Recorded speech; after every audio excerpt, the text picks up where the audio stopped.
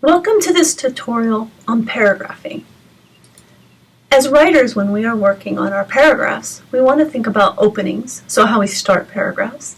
We want to focus on communicating one main idea in that paragraph. We need to support that paragraph with relevant information, and we need to figure out how to close the paragraph.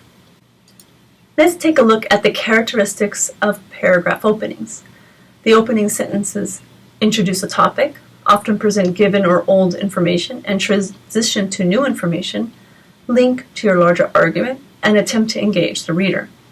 Now, it's important to know that openings are not confined by a single sentence. Sophisticated writers often take 1 to 3 sentences to set up a paragraph.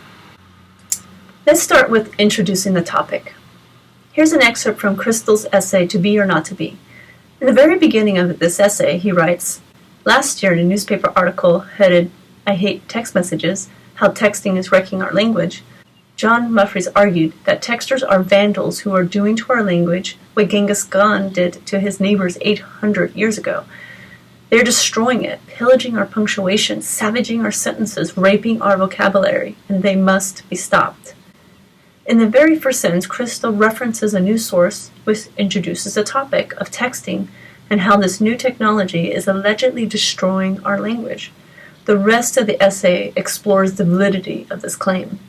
The opening of a paragraph often links back to old information or given information as a way to transition to new information. Let's look at this example. In the last sentence of this paragraph by Steven Pinker, Pinker introduces the idea of experience and its connection to neuroplasticity. The beginning of this next paragraph purposely reuses the word experience to link back to that prior paragraph and then proceed with a discussion about the role of experience in cognitive processing. Pinker's point here about the limitations of experience to permanently alter the brain's processing abilities connects to his larger argument about how the media sensationalizes stories about technology's impact on society. Every paragraph in Pinker's essay needs to back up that thesis statement. And to return to this paragraph by Crystal, openings should engage the reader. In this excerpt, the writer juxtaposes texting with Genghis Khan, who pillaged villages and raped innocent women.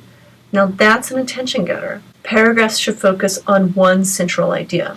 In this paragraph by Pinker, he writes, "Critics of new media sometimes use science itself to press their case, citing research that shows how experience can change the brain. But cognitive neuroscientists roll their eyes at such talk. Yes, every time we learn a fact or skill, the wiring of the brain changes. It's not as if the information is stored in the pancreas.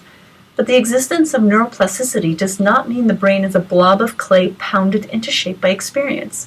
He opens the paragraph with a quote by what researchers say about the brain. By the end of that paragraph, we learn the main point of the paragraph.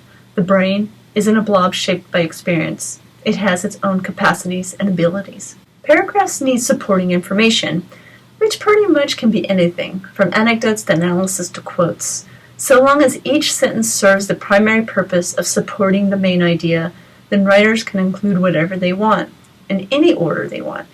You may have learned formulas for writing in high school, and those formulas aren't bad, but so long as you know that writers break rules all the time.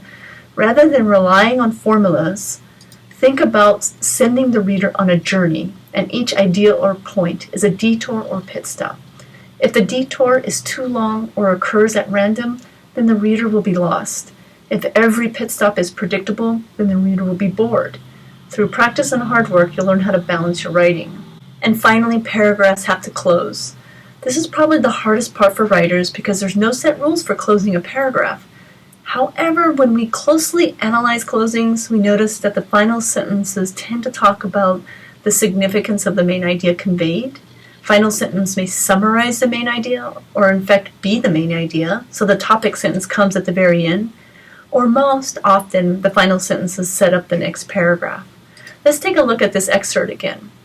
The last sentence here about experience sets up the first sentence about experience and how it doesn't revamp the basic information processing capacities of the brain.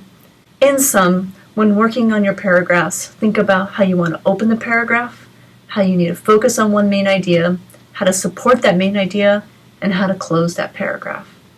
And most important, pull out those books and read hundreds of paragraphs closely and carefully to study the writer's techniques and strategies.